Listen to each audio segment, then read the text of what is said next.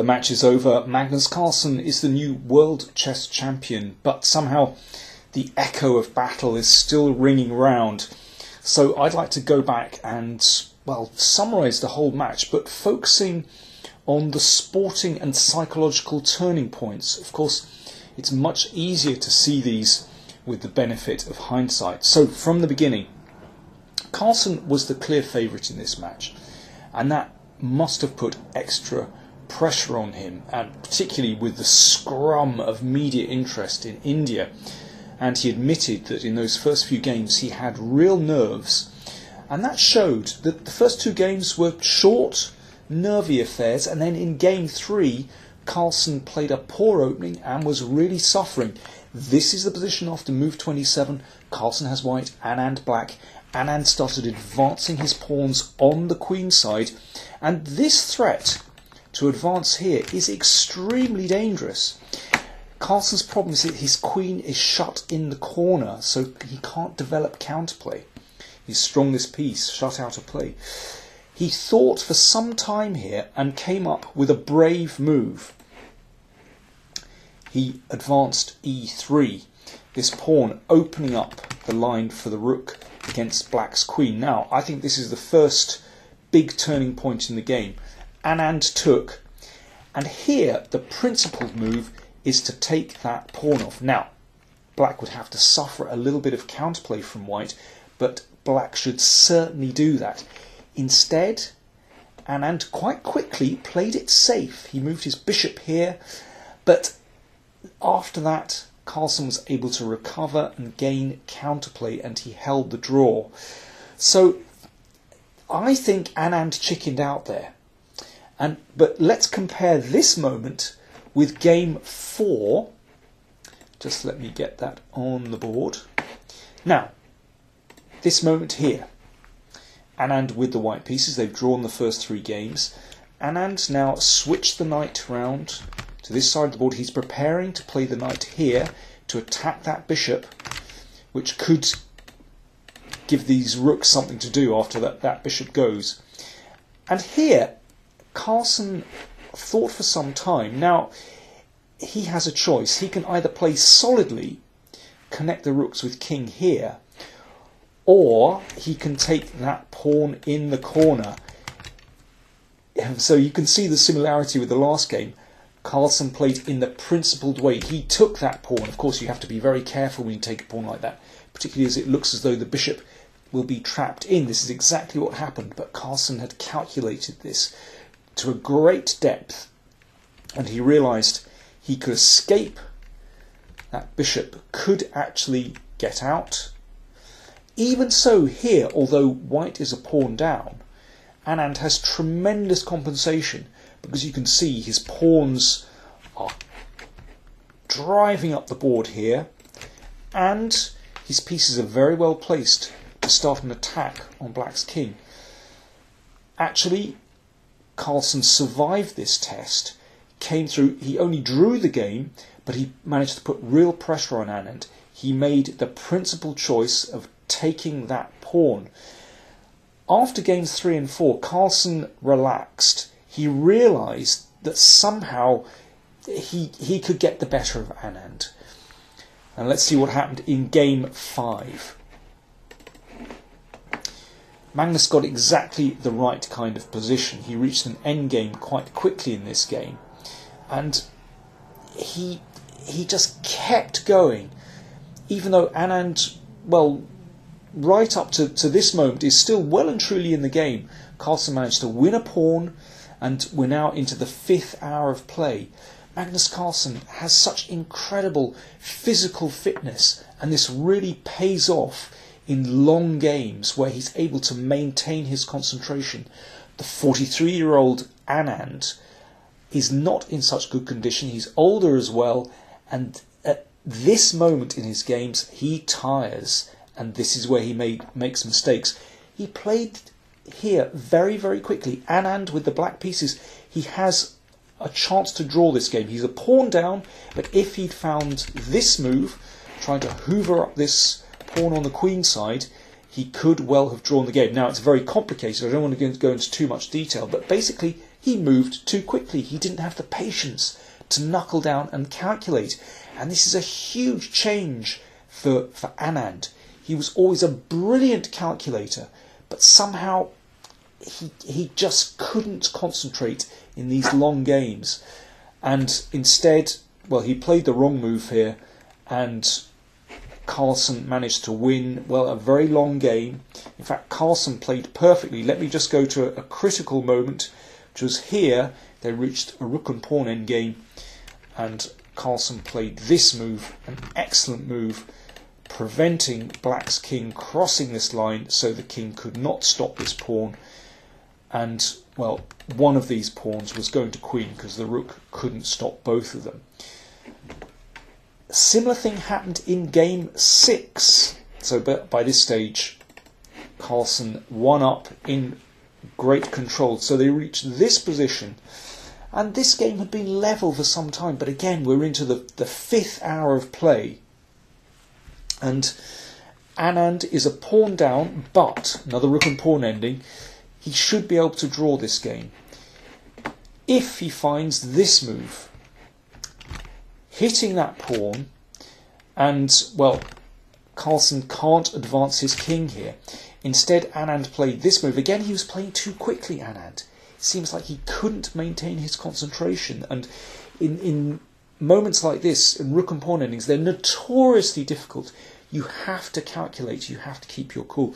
He gave a check, and then went for this pawn, but now the king came in, and after the rook took this pawn, probably he'd missed Carlsen's idea, which was to give up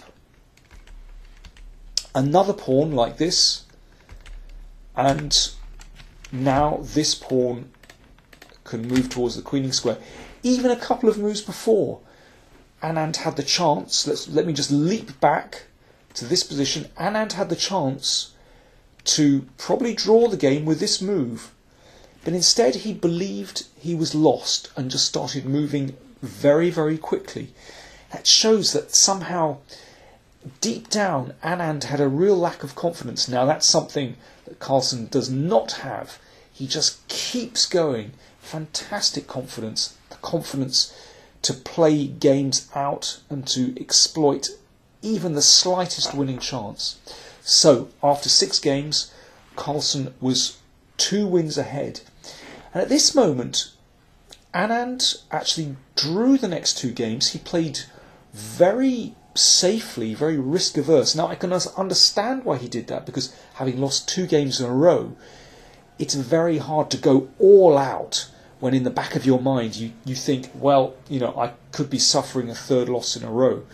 But it meant that Carlsen got closer to the finishing tape. Anyway, Anand clearly was going for the rest day when he could prepare something nasty, and that's what happened in game 9. Anand began the game with this pawn move in front of the queen, pawn to d4, so a new move in this match, of course a very regular opening.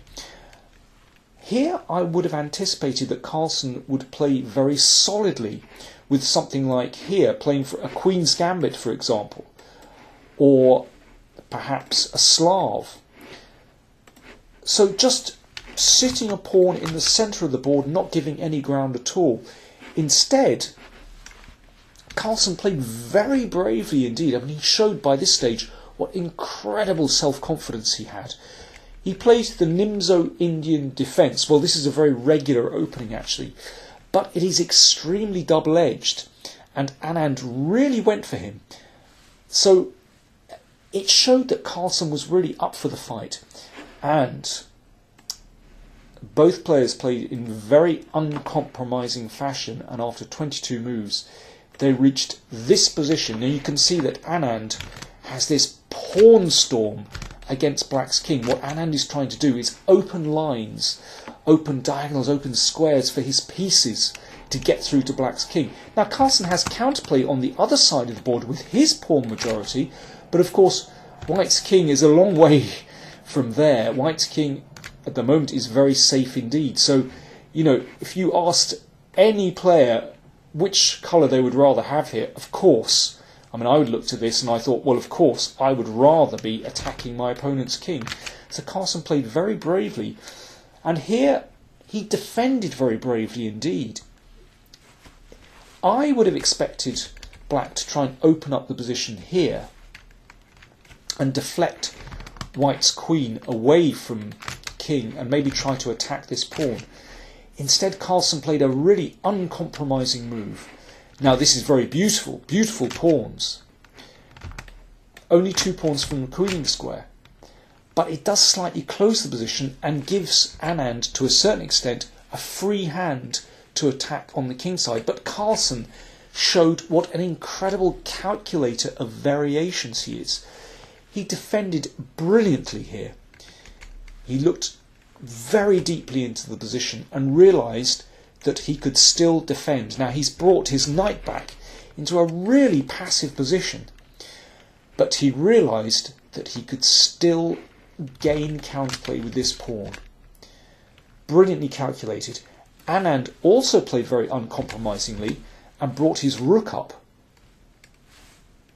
allowing Carlsen a new queen. Now, at first glance, this looks as though black cannot defend against the rook coming over and the queen coming down to mate. But here, Carlsen played here. And if the rook comes over, then this can be taken, so there's no more danger. And now black is a whole big fat rook up. And after the queen comes here, well, black will win this. But this was the easy variation to calculate. If we go back to when Carlsen got the new queen, he also had to calculate this. Now, at first glance, it looks like there is no defence to the rook coming over, but there is a fantastic idea, which actually both players had seen, to give credit to both players. Now the rook comes across, there is only one way to defend against the checkmate, and that's to bring the queen back. And after this, the bishop is able to come across and defend this pawn. Now, with best play, white should probably draw this.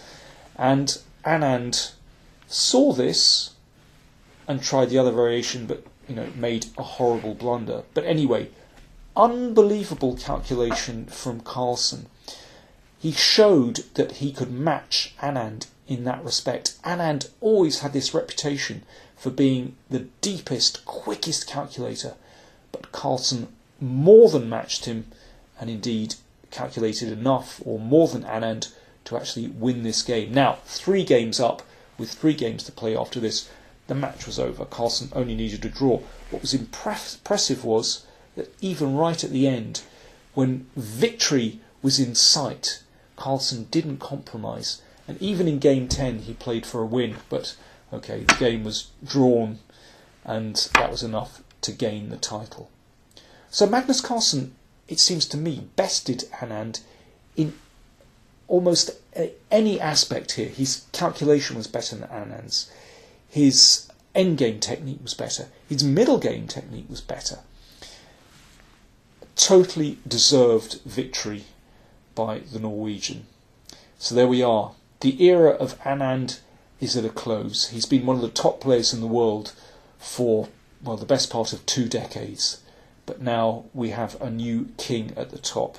The king is dead. Long live the king, King Magnus. Thanks very much for watching.